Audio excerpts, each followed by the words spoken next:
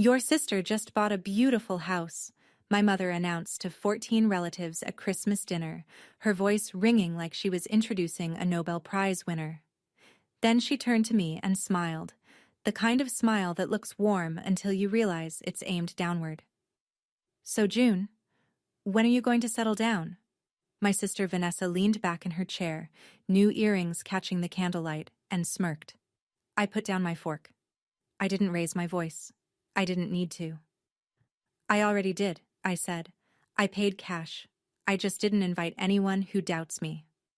14 forks stopped moving. My mother's mouth opened, but nothing came out. And that was only the first 5 seconds of the longest Christmas dinner the Bellamy family has ever had. Before I go on, please take a moment to like and subscribe. But only if you genuinely connect with this story. And while you're at it, drop a comment telling me where you're watching from and what time it is where you are right now. My name is June. I'm 27. And this is the story of how I stopped being my family's invisible bank account. Now, let me take you back to October, 2 months before that dinner. The night a single bank transfer changed everything. It was a Thursday night in October, and I was cross-legged on my couch in a one-bedroom apartment just outside Millbrook, finishing a prototype for a client dashboard. My coffee had gone cold an hour ago. The radiator was clicking that familiar metal song it sang every autumn. My phone buzzed on the side table. Mom glowed on the screen. I picked up. No hello. No, how are you? Just the sound of her exhale, long, practiced, and then her voice. The roof's been leaking again, June, the east side. The contractor said $4,200 to patch it before winter. I can't cover that on my pension. I stared at the ceiling of my own apartment, where a brown water stain had been spreading for 6 weeks because I hadn't gotten around to calling my own landlord. $4,200. That was more than my rent for 2 months. I'll transfer it tomorrow, I said. You're a good girl, June? Click. 4 words. That was the most warmth I'd gotten from her since March, and even that call in March had ended with her asking me to cover Vanessa's car insurance payment. I set the phone down and opened my personal spreadsheet, the one I kept tucked in a folder labeled Family on my desktop. I'd started it 3 years ago, the first time my mother called about an emergency that needed my money. Back then I thought it would be a short list. It wasn't. 3 years, 17 transfers, $31,400, roof repairs, plumbing emergencies, car insurance premiums for my sister, a new water heater, security deposit help. Every single time the call came the same way.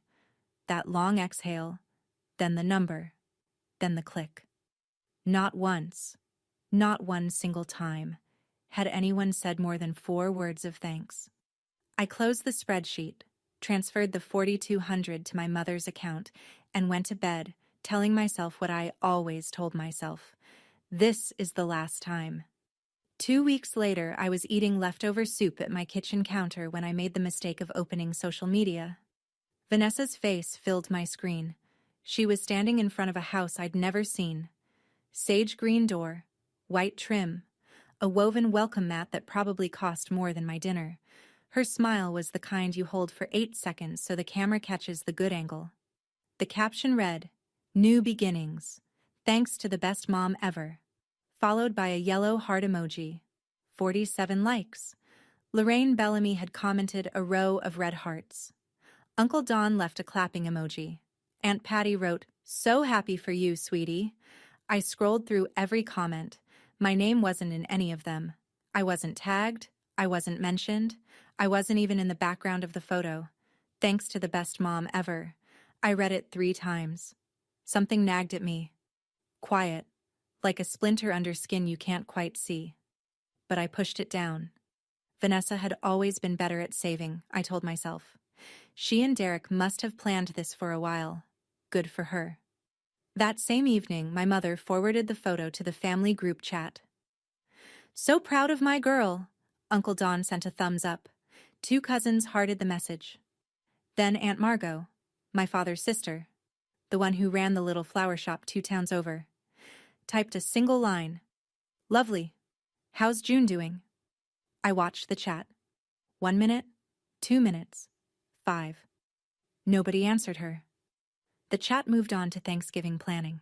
Margot's question sat there like a stone dropped into a well, falling, falling, never hitting bottom. I locked my phone and finished my soup. But that splinter, that quiet nagging, didn't go away. It would take me another month to understand why. Thanksgiving at my mother's house smelled the way it always did. Roasted turkey, cinnamon candles, and something faintly burnt that nobody would acknowledge. I'd driven 40 minutes with a homemade apple pie on the passenger seat and a bottle of wine tucked behind the brake pedal. When I walked through the door, I saw the dining table first.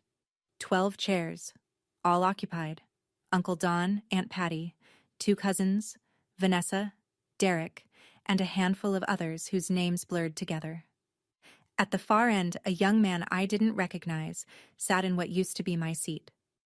"Oh," my mother said, wiping her hands on her apron as she came around the corner. "That's Kevin, Lily's new boyfriend. I figured you wouldn't mind sitting at the side table. You're easy like that." The side table was a metal folding table wedged into the kitchen, between the counter and the recycling bin.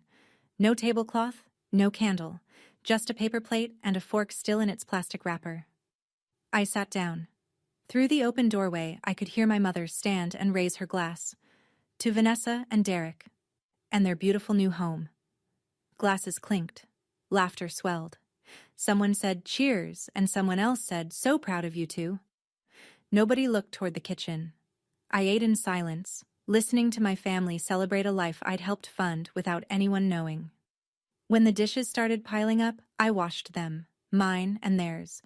My pie sat on the counter, untouched. My mother had ordered one from a bakery in town. It had a little gold sticker on the box. Driving home, I sat in my car in the driveway for 10 full minutes before turning the key. I wasn't crying. I was just very, very tired. That night, I opened my laptop. Not for work. I opened my bank statement. And for the first time, I started comparing dates. I need to go back further to explain what I found. Back to when I was 14. My father died on a Tuesday in April. Heart attack. He was 44. One moment he was pouring orange juice in the kitchen, the next he was on the floor, and the glass was still rolling toward the table leg when I ran in. The ambulance came in 9 minutes. It wasn't fast enough. After the funeral, my mother stopped functioning, not in a dramatic, made-for-TV way. She just went quiet. The mail piled up inside the door. The electricity bill turned pink, then red. Dinner became whatever was already in the freezer, and then nothing at all. Vanessa was 17. She grieved the way teenagers grieve, locked in her room with the music loud enough to feel through the walls. She missed 2 weeks of school, and nobody questioned it because she was the sensitive one. I was 14, and I was the one who called the insurance company. I sat at the kitchen table with a cordless phone and a stack of envelopes I didn't understand, learning words like past due and beneficiary and grace period. I cooked mac and cheese from a box every night for 3 months. I wrote checks I'd watched my father write, copying his handwriting because I didn't have my own signature yet. My mother recovered, slowly, but my role never reset. The emergency became the routine. I was the one who handled things. Vanessa was the one who was handled. My father used to say something to me, usually while we were sitting on the porch after dinner. "You're like me, June. You'll figure it out." I used to think that was a compliment. Now I understand what it really was. An apology, in advance, for everything that was coming. When Vanessa got engaged to Derek 3 years ago, my mother called me before she called anyone else, not to share the joy, to discuss the budget. "Your sister deserves a beautiful day, June. I can cover about 8,000, but the rest? I need you to help with the difference." The wedding would cost 12,000. A small ceremony at the chapel on Birch Lane, a garden reception behind the VFW hall, 80 guests. It was modest by most standards, but $4,000 was not modest for me. It was the exact amount I'd saved for an advanced UX certification course that would have pushed my salary into a new bracket. I transferred the money on a Friday. By Saturday, I'd talked myself into believing it was the right thing to do. The bridesmaid list came 2 weeks later. 4 names. All friends of Vanessa's from high school and her gym. I wasn't on it. Wants her friends beside her, June. You wants her friends beside her, June.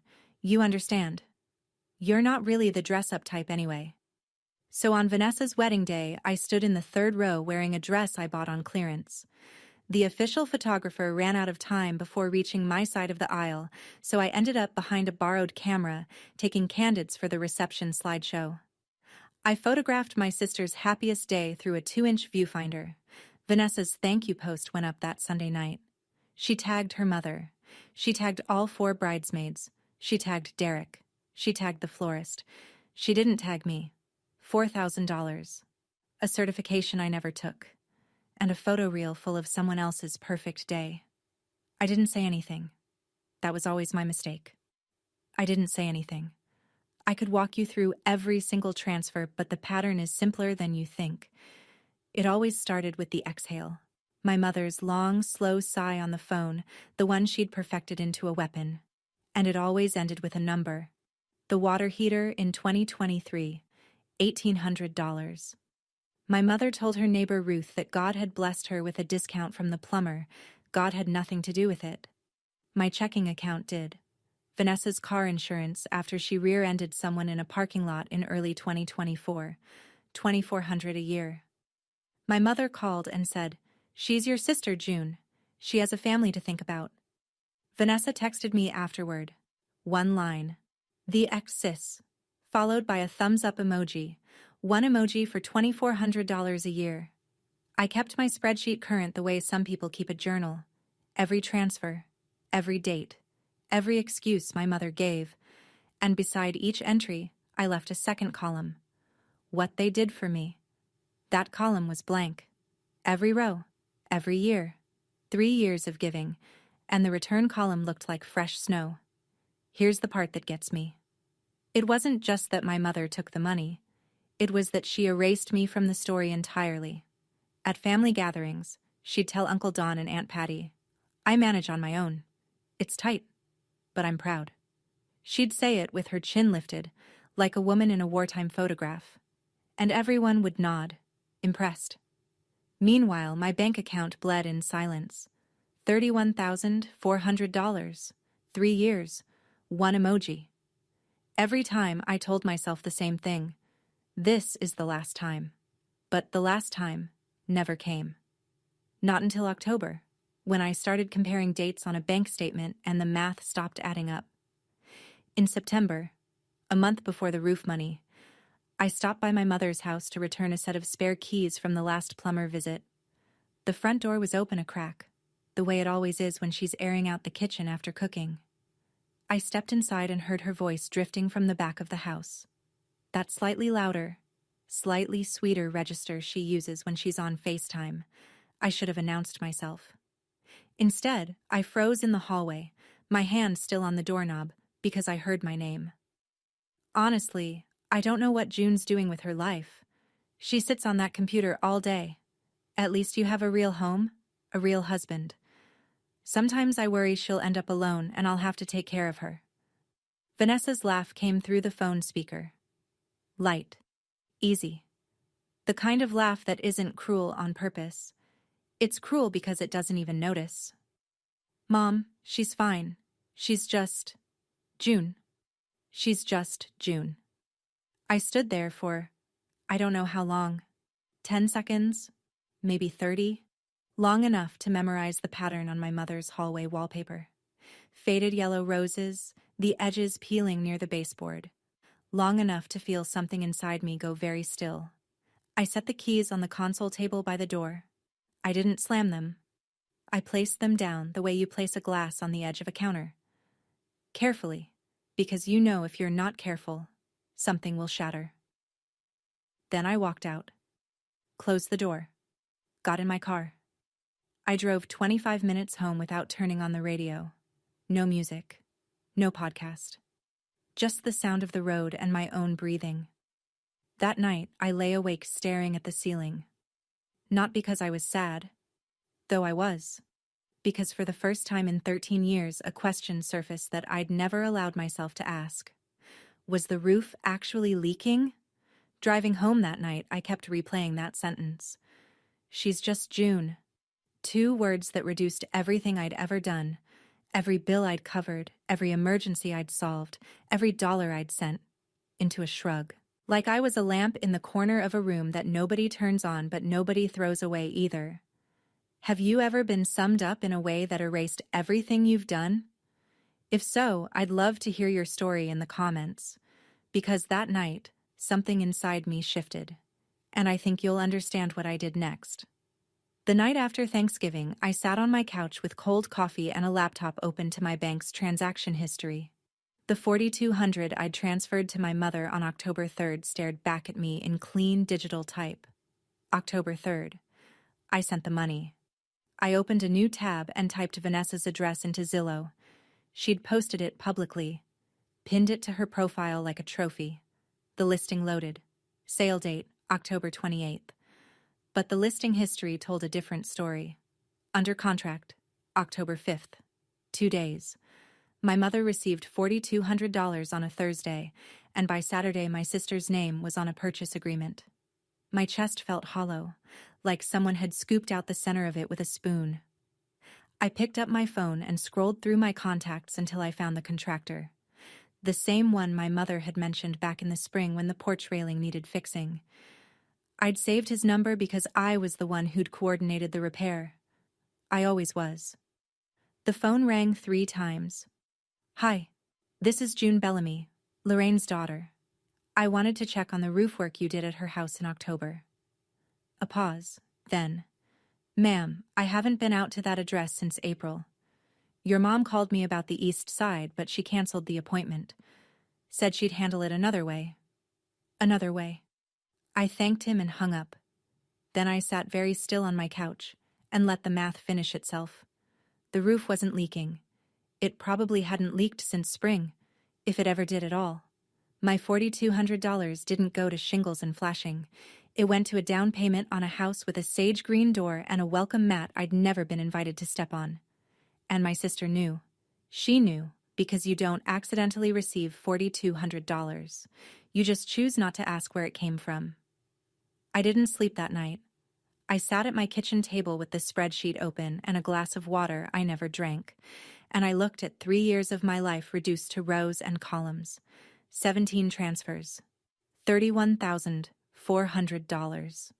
Beside each entry, the second column. What they did for me glowed white and empty, the cursor blinking like it was waiting for something that would never come. I tried to remember the last time my mother called just to ask how I was. Not, how are you? And also, but just, how are you? Full stop. I couldn't find one. Not this year, not last year. I tried to remember my last 3 birthdays. 26. No one called. I ate pad thai alone and watched a documentary about deep-sea creatures. 25. My mother texted HBD at 11 p.m. 11 p.m., like she'd suddenly remembered at the last second. 24. Vanessa asked me to drive her to her prenatal checkup that morning because Derek was working a double. She never mentioned it was my birthday. I didn't remind her. I closed the spreadsheet.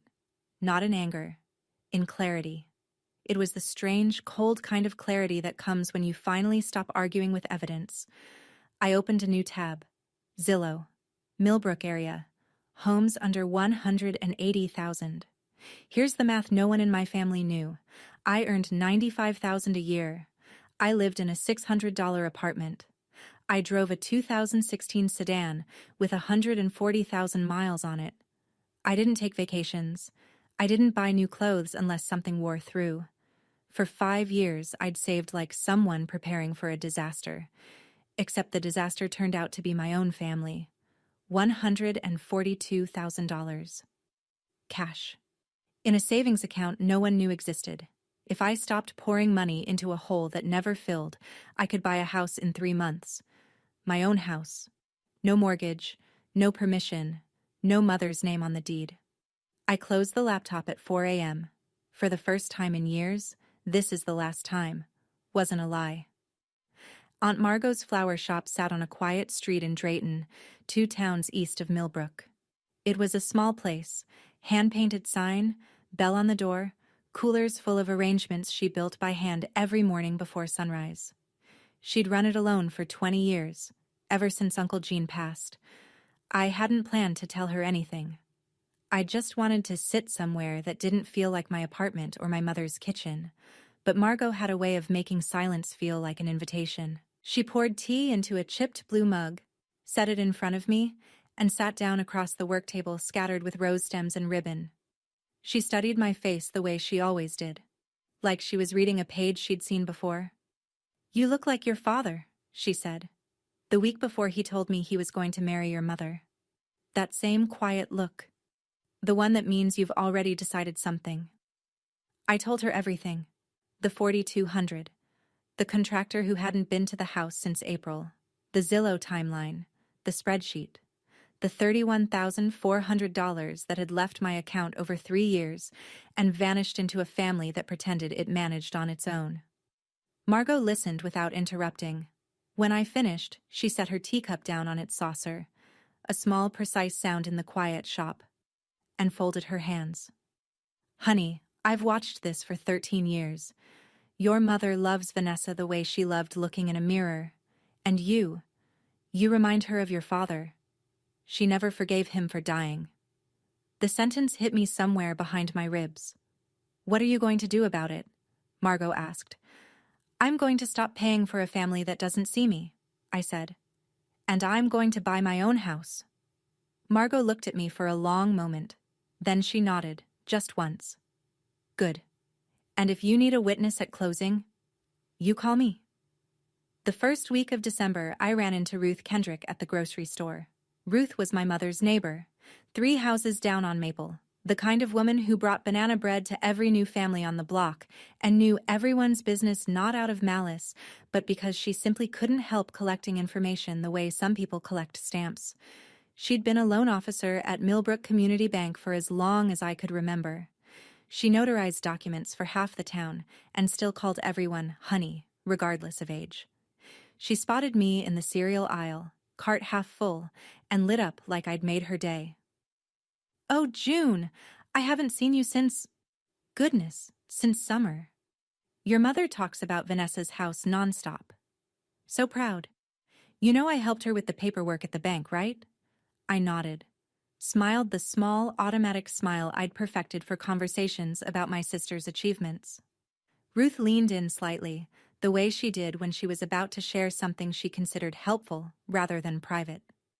"Between you and me," she said, lowering her voice to what she probably thought was a whisper, "I hope they get back on track soon.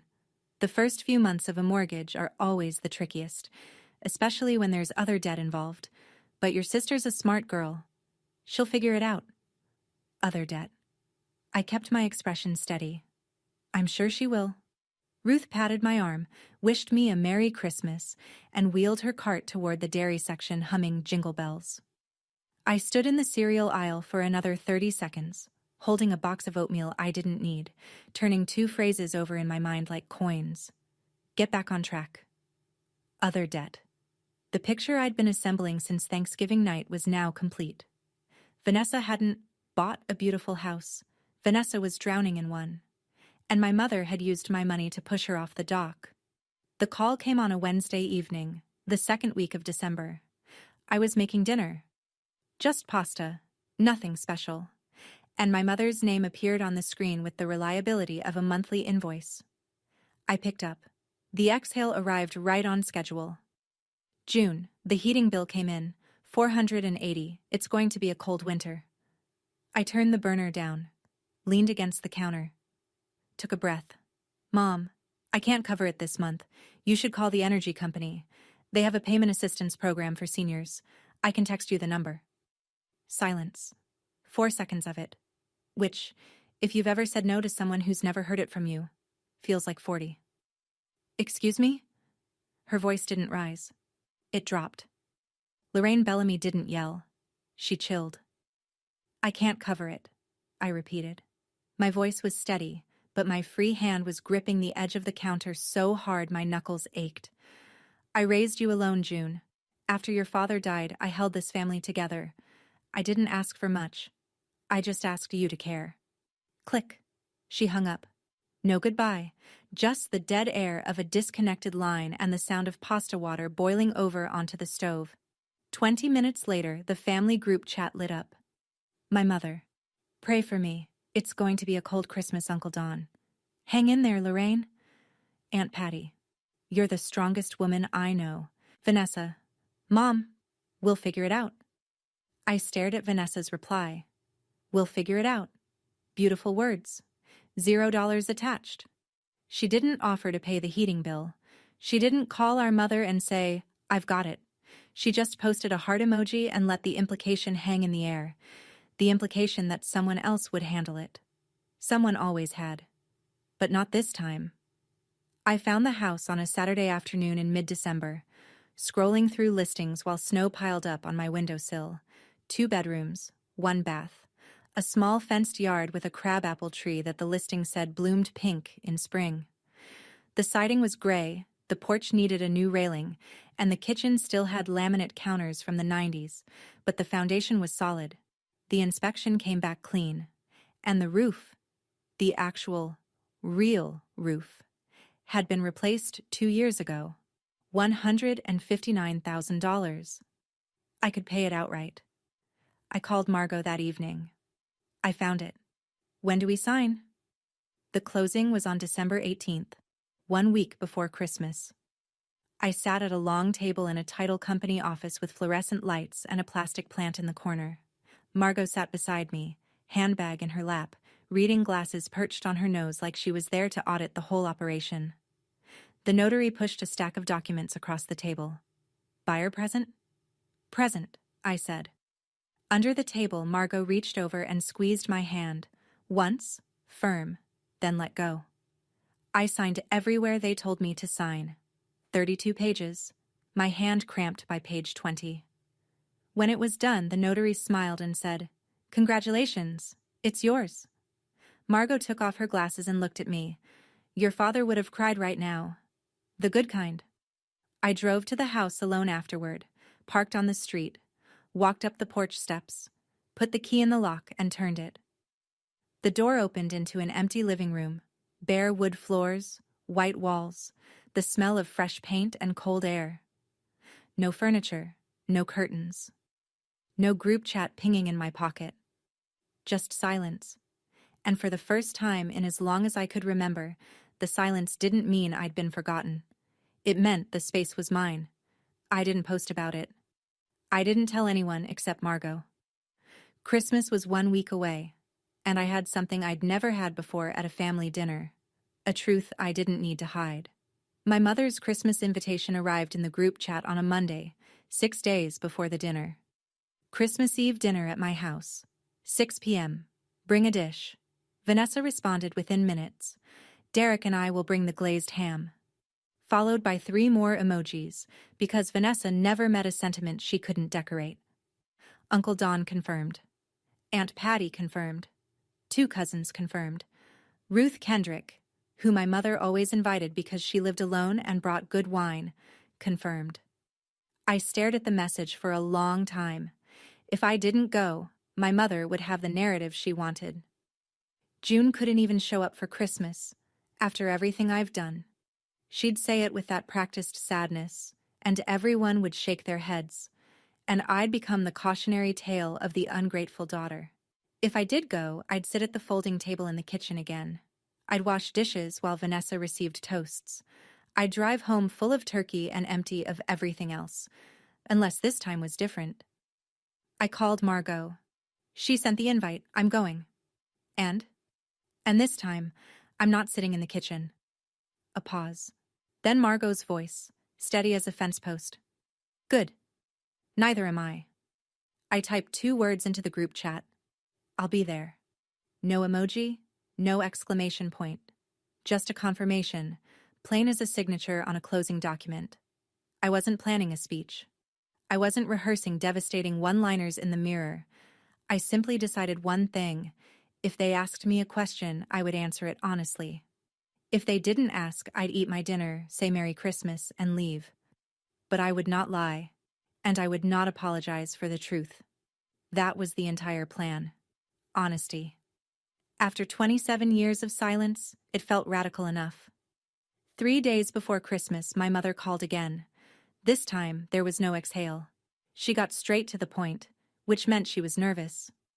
Lorraine Bellamy only skipped her own rituals when something felt out of her control. I need you to come early, 5 o'clock. Help me set up the table, arrange the chairs, get the dishes out. Vanessa's handling the ham and the centerpiece, so you can take care of the rest. The rest. The invisible labor. The behind-the-scenes work that made the evening look effortless, while Vanessa walked in with a glazed ham and a perfect smile and collected all the credit. I'll come at 6, I said, same as everyone. The temperature on the other end of the line dropped 10 degrees. June, don't be difficult, it's Christmas. I'm not being difficult, Mom. I'm being a guest, same as Vanessa. Another silence. I could hear her recalculating, the way a chess player pauses when a pawn moves somewhere unexpected. Then she reached for the big gun, the one she always kept loaded. Sometimes I think you forget everything I've done for you. Her voice softened into that particular register of manufactured grief. Your father wouldn't have wanted this. My stomach tightened. It always did when she said that. For 13 years, she'd weaponized a dead man's memory every time she needed compliance, and for 13 years, it had worked. But this time, Margot's words rose up to meet it. She never forgave him for dying. My father wasn't a card to play. He was a man who poured orange juice and said, "You'll figure it out," and died too young. And he would not have wanted his name used as a leash. I'll see you at 6, Mom. I hung up first. My hands trembled against the phone. But I didn't call back. Christmas was 3 days away, and for the first time, I was walking into my mother's house with my spine straight and my wallet closed. December 24th, 5:55 p.m. I parked on the street in front of my mother's house and killed the engine. The neighborhood was quiet. That particular small-town hush that falls on Christmas Eve, when the whole world seems to hold its breath between afternoon and midnight. My mother's house glowed. String lights lined the porch railing. A wreath hung on the front door. Through the living room window, I could see people moving. Silhouettes with wine glasses, the flicker of candles on the dining table. Cars lined the curb. Uncle Don's sedan, Aunt Patty's minivan, Ruth Kendrick's blue hatchback, Derek's work truck. And at the end of the row, Margot's old pickup with the magnetic flower shop sign on the door. I sat in my car for 2 minutes, opened the glove compartment and took out the one thing I always carried, a photo of my father and me at the ice cream shop on Route 9, taken when I was 12. Both of us squinting into the sun, both of us laughing. I looked at it, took a breath, put it back, stepped out into the cold. The front door was unlocked. I walked in, and the warmth hit me first, followed by the smell of ham and cinnamon and something faintly burnt that nobody would acknowledge. On the hallway wall, 8 framed family photos hung in a neat row. I counted the way I always counted. 5 with Vanessa in the center, 2 group shots, one of my father alone, young, in a suit I'd never seen in person. None of just me. My mother appeared from the kitchen in her holiday apron, red, with embroidered holly. She looked at me the way you look at a delivery that arrived later than expected. "Oh, you came. Good. The table still needs napkins. They're in the hall closet." Not, "Merry Christmas, June." Not, "I'm glad you're here." A task. "Merry Christmas, Mom," I said. I walked past the closet, past the kitchen, into the living room, where Margot sat in the corner armchair with a glass of eggnog, watching me over the rim. She gave me one small nod. I sat down. The evening had begun. Dinner was served at 6:30.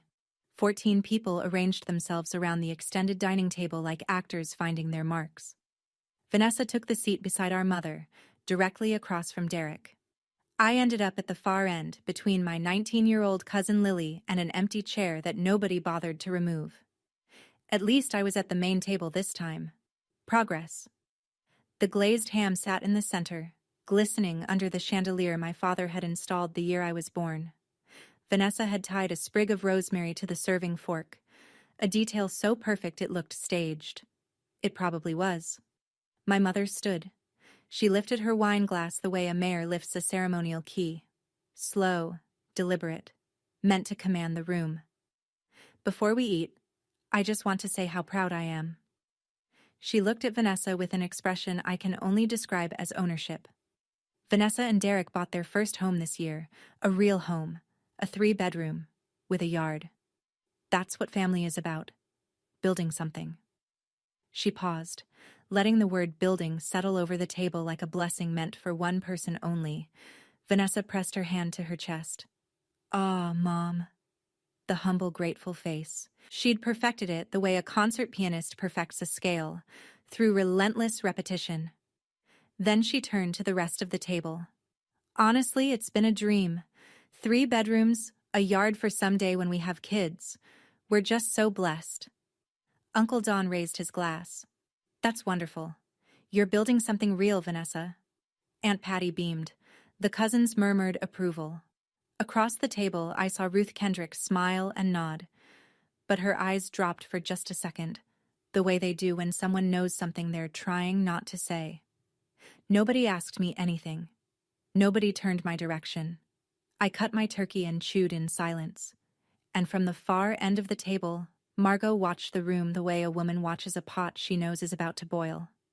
It happened between the main course and dessert, during that lull when plates are half empty and the conversation softens into something loose and unguarded.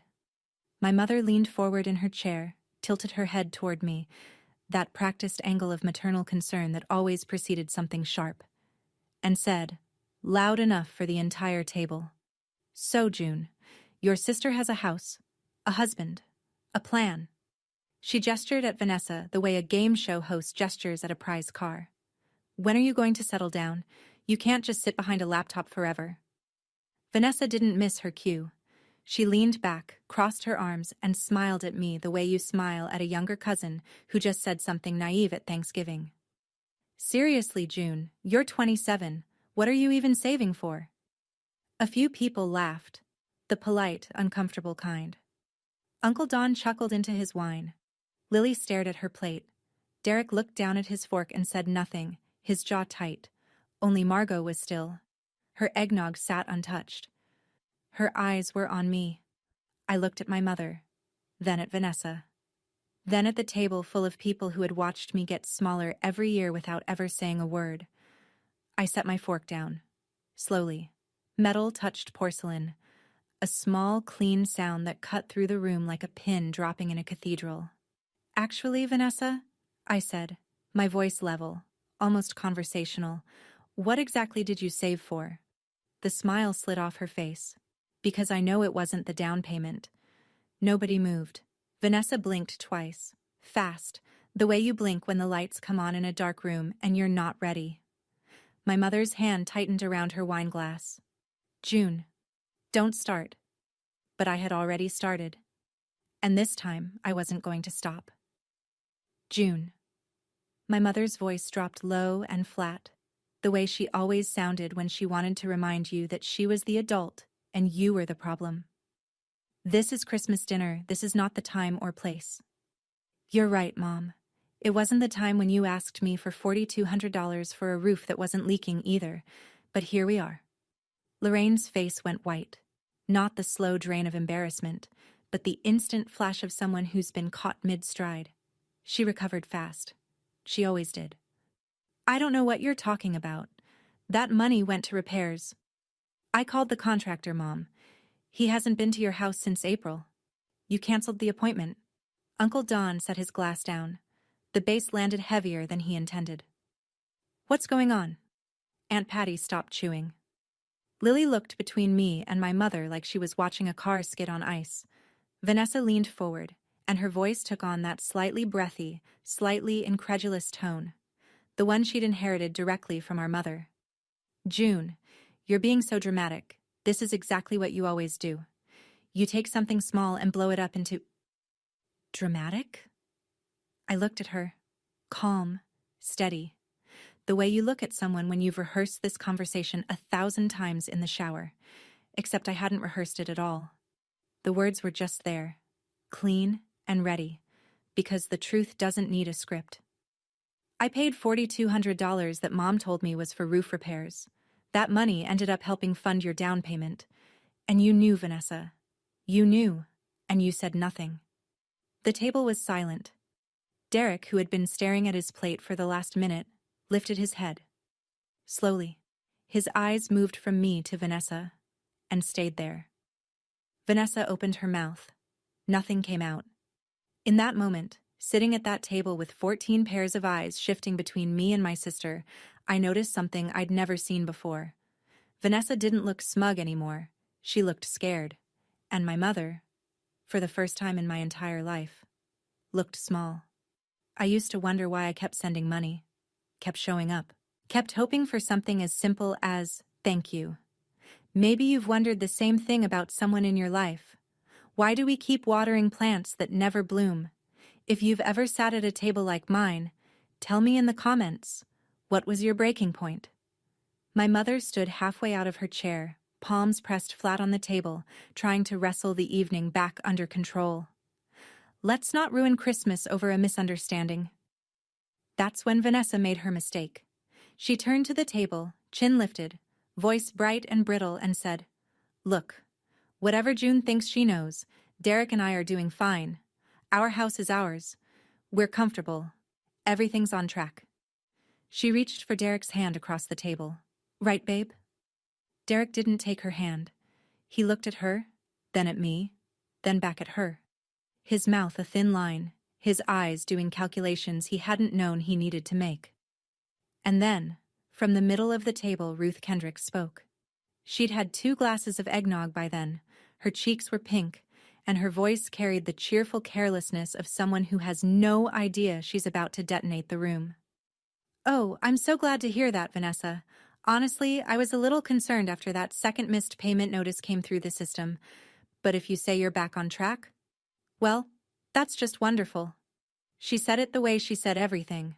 Warm, neighborly, certain that she was being helpful. The table went so quiet I could hear the candle flames breathing. Derek pulled his hand back from where it had been resting near Vanessa's. Slowly, like a man pulling his fingers away from the edge of something hot. "Second missed payment," he said. His voice was low, controlled, the kind of quiet that's louder than shouting. Vanessa's mouth opened. "Ruth, that's private." Ruth's pink cheeks turned scarlet. Her hand flew to her mouth. Oh dear. I'm so sorry. I thought you two had already... I assumed." She hadn't meant to do it. She hadn't meant to do anything. But the truth has a way of finding the one crack in the wall and pouring through. And Ruth Kendrick, God bless her, had just kicked the wall down. Derek's fork was still in his right hand. He set it down. Not gently, not violently, just with the careful precision of a man who knew that if he wasn't careful with the small things, he'd lose control of the big ones. "Vanessa." His voice was a flat line. "How much do we owe?" "Derek, not here." "How much?" Not a question anymore. A door closing. Vanessa pressed her lips together.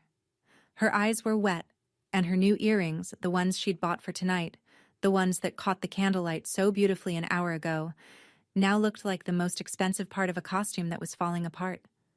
She didn't answer. My mother stepped in, because my mother always stepped in when Vanessa's narrative was threatened. "Derek, every young couple has some debt starting out. It's completely normal. Let's not make this into something it isn't." Derek turned to Lorraine. His expression didn't change, but his voice did. It got quieter, which, if you knew Derek, meant it got more dangerous. "Mrs. Bellamy, did you know about this? I helped where I could." "She helped with my money, Derek. I didn't raise my voice. I didn't need to. $4,200. I was told it was for roof repairs on this house. It wasn't." Derek stared at me for a second. Then he looked at Vanessa. The woman he'd married, the woman he'd built a future with, the woman who apparently had built that future on a foundation of someone else's money and silence. He picked up his napkin, folded it once, placed it beside his plate. Then he pushed his chair back. The leg scraped against the wood floor, loud in the silence. Stood up, took his phone from his pocket, and walked to the front porch. Through the glass door, I watched him standing in the falling snow, phone pressed to his ear, face lit by the porch light. He wasn't yelling. He wasn't pacing. That was worse. Vanessa was crying now. Not the delicate movie star kind. The real kind. The kind where your mascara runs and your breathing gets jagged and the table full of people who admired you 5 minutes ago doesn't know where to look. My mother was still standing, hands gripping the edge of the table, her expression cycling between fury and something older, fear. The fear of a woman watching a story she'd spent 13 years constructing start to collapse in real time. "This is what you wanted, isn't it, June?" Her voice shook. "To humiliate your family on Christmas?" "No, Mom. I just stopped pretending." "Your father..." She caught herself, then pushed through anyway, because the weapon was all she had left. "Your father would be ashamed of you." Before I could respond, a chair scraped at the other end of the table. Margot stood up. She wasn't tall, she wasn't loud. She was a 61-year-old woman in a navy cardigan with dirt still under one fingernail from the flower shop. But when Margot Bellamy stood, people listened, because she only stood when she meant it. "Lorraine." Her voice was clear and level, the voice of a woman who had kept quiet for years and chosen this exact moment to stop. "My brother would have been ashamed of how you've treated the daughter who is most like him." Lorraine opened her mouth. Margot wasn't finished. "I know June paid $31,000 to this family in 3 years. I know, because she showed me the records. And I know she just bought her own house, with cash, because I was standing beside her when she signed the closing papers." The room turned to me. All of it. Every face. Uncle Don's mouth was open. Aunt Patty had her hand pressed to her chest. Lily's eyes were wide. Even Ruth, who was still trying to recover from her own accidental bomb, stared. "You bought a house?" Uncle Don said. I nodded. My mother let out a short, sharp sound, half laugh, half disbelief, and shook her head. "A house? You?" Her voice climbed into the register she used when something threatened the order she'd built. "With what money? You don't even have a real..." She stopped herself one word too late, but everyone at the table heard the shape of the sentence. "You don't even have a real job." I stood up. Not fast. Not dramatic. Just the slow, deliberate act of a woman who was done receiving words from a seated position. I looked at my mother. Then at Vanessa, whose face was blotchy and wet. Then at the table. 14 people who had watched me shrink for years and never said a word. "You asked me when I was going to settle down." My voice was even. Quiet. The kind of quiet that makes people lean in instead of pull away. I already did. I paid cash. $159,000. No mortgage. No debt. No one else's money. I turned to my mother. "I just didn't invite anyone who doubts me." And the room stopped. I mean it. It stopped. Like someone pressed pause on the universe. 14 people, frozen mid-breath. A fork slid off someone's plate. Aunt Patty's, I think, and hit the porcelain with a bright, clean clink that echoed in the silence like a bell. 5 seconds. I counted. My mother's mouth opened. Closed. Opened again. Nothing. Vanessa looked down at the table, her hands flat on either side of her plate, her shoulders curved inward like the frame of a house that's lost its center beam. The Christmas music was still playing from the little Bluetooth speaker on the sideboard. Silver bells. The irony would have been funny if I hadn't been trembling from the inside out. Nobody spoke. Nobody moved. The candles flickered. And for 5 eternal seconds, the only sound in the Bellamy dining room was the truth, settling into every corner like the first real snow of winter. My mother found her voice first. It came out cracked, stripped of its usual polish, like a road after a hard freeze. "June, I did what I had to do for this family. No, Mom. I wasn't loud. I didn't need to be. You did what you had to do for Vanessa. I was the one doing for this family. And I'm done. Vanessa looked up. Her mascara had drawn 2 dark lines down her cheeks, and her voice came out thin, the voice of someone reaching for a rope she isn't sure is still there. June, I didn't mean for... You knew, Vanessa. I held her gaze, not with anger, with something heavier, the steady, exhausted clarity of a person who has finally run out of reasons to pretend. You took the money, you knew where it came from, and you posted, "Thanks to the best mom ever." You didn't even text me. She had no answer. She looked down at her plate, and for the first time in 30 years, my sister had nothing charming to say. I took a breath. When I spoke again, my voice was softer. Not soft like weakness. Soft like a decision that's already been made. I love you both. I do. But I'm not going to be the invisible bank account anymore. If you want a relationship with me, it starts with seeing me. Not my wallet, not my silence. Me. I reached behind my chair and picked up my coat from where I'd draped it over the backrest. Pulled it on. Zipped it. I looked at Margot. She was already standing, her purse tucked under her arm like she'd been ready for this moment since before she sat down. "Merry Christmas, everyone." I walked to the front door. Margot followed. Behind us, 12 people sat at a table full of food. Nobody was eating anymore, and the only sound was silver bells, playing to no one. The door closed behind us. The cold air hit my face, and I kept walking. The snow was falling harder now. Big, soft flakes that caught the porch light and turned gold for half a second before landing on the railing and disappearing. Derek was still on the porch, phone against his ear, his breath making clouds. He looked at me as I came through the door. Our eyes met for a single second, not hostile, not warm, just the shared understanding of 2 people who'd both discovered tonight that the ground under them wasn't solid. I walked to my car. Margot walked to hers. We didn't speak until we were both inside our separate vehicles with the engines running and the heaters breathing warmth into the cold. My phone buzzed. "Margot." A single text. "You did good. Drive safe." I pulled away from the curb. In the rearview mirror, my mother's house shrank.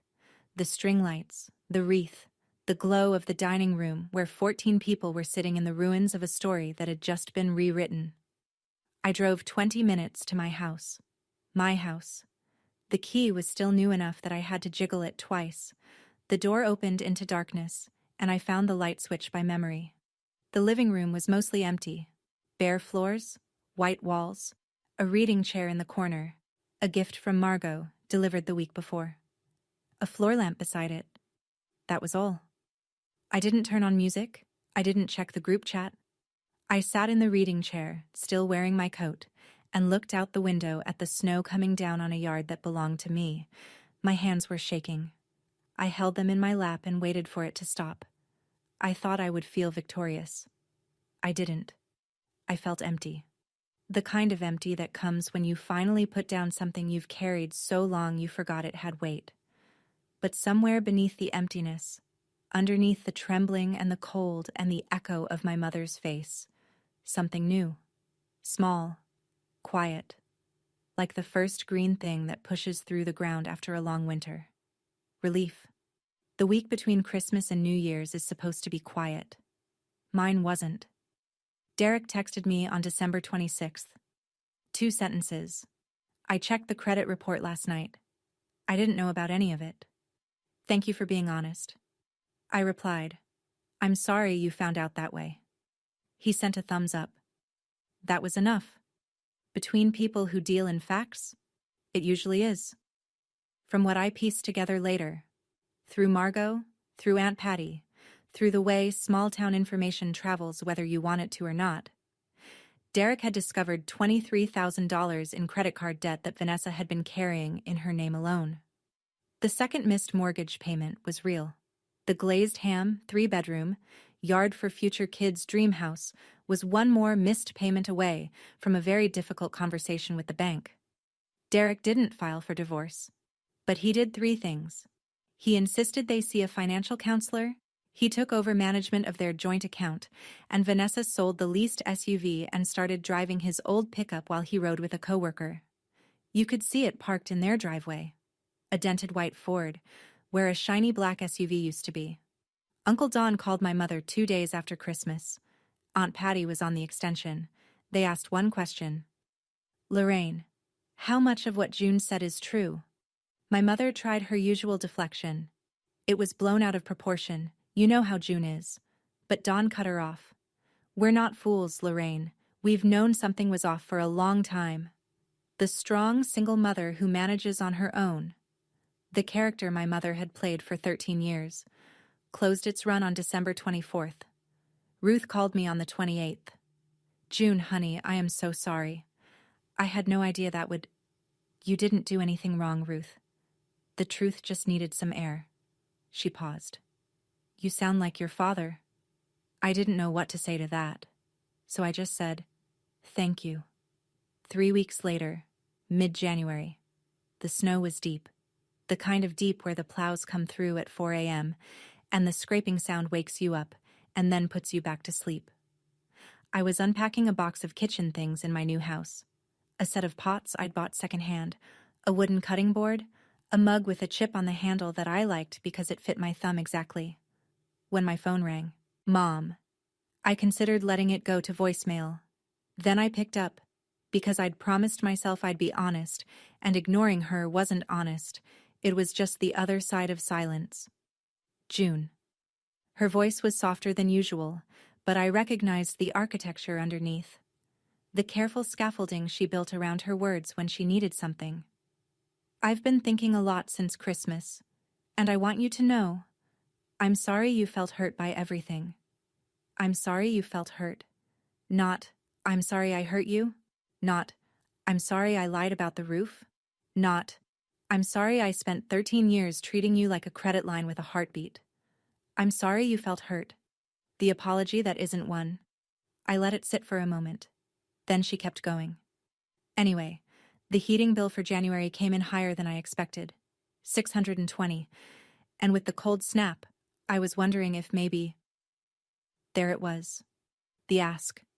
Tucked behind the apology like a bill slipped under a sympathy card. "Mom." My voice was gentle. Not because I was weak. Because I'd already fought this fight, and I'd won. "I love you. But I already told you. I can't be that person anymore. Call the energy company. They have a senior assistance program. I'll text you the number." Silence, long enough for me to hear the wind outside her window. "You've changed, June." "No, Mom." I looked around my kitchen, my pots, my chipped mug. I just stopped disappearing.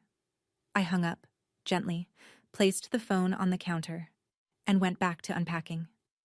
April came the way it always comes to small towns in the Northeast, slowly, then all at once. The snow thinned, the gutters ran, and one morning I walked out onto my porch with a cup of coffee and saw it. The crabapple tree in my front yard had bloomed. Pale pink buds, small and deliberate, opening along branches that had looked dead all winter. The house still wasn't finished. The living room had a sofa now. Navy blue, second-hand, with a tear on one cushion I'd patched with iron-on fabric from the craft store. My desk sat by the window where the morning light came through best. My father's photo hung above the reading chair, the one from the ice cream shop. Both of us squinting, both of us laughing. I still worked remote, still lived alone, still wasn't married. And for the first time in my life, none of that felt like a gap. It felt like a choice. Vanessa texted me in March. "Can we talk sometime?" I replied, "When you're ready to talk honestly, I'm here." She hadn't called yet. I wasn't waiting. My mother posted less on social media. The "I manage on my own" declarations had stopped. I didn't follow her page anymore, but Margot mentioned it once over tea. "She's quieter," Margot said. "I don't know if that's growth or just shock. Time will tell." Margot came over every Saturday. She brought flowers from the shop, whatever hadn't sold by closing time. The kitchen table usually had a jar of something blooming on it. We drank tea on the porch and talked about ordinary things: weather, recipes, the neighbor's dog that kept digging under my fence. One Saturday, she looked at the crabapple tree and said, "It's blooming earlier than I expected." "Some things just need room," I said. She smiled. We drank our tea. Here's what I know now, after all of it. I didn't burn any bridges. I just stopped crossing the ones that led nowhere. And I found out something no one ever tells you. When you stop being invisible to yourself, it doesn't really matter who else can't see you. The tree is blooming. The house is mine. The silence is kind. And that's enough. That's my story. Some of you might think I was too harsh. Some of you might think I should have said more. Either way, tonight I'm sleeping in a house I own, with no mortgage, no guilt, and nobody's expectations hanging on the walls. If this story reminded you of something in your own life, a boundary you've been afraid to set, a truth you've been swallowing to keep the peace, I want to hear about it. Drop it in the comments. I read every single one, and if you want to hear another story like this, there's one linked in the description that I think will stay with you. Hit subscribe so you don't miss it. Thank you for listening, truly.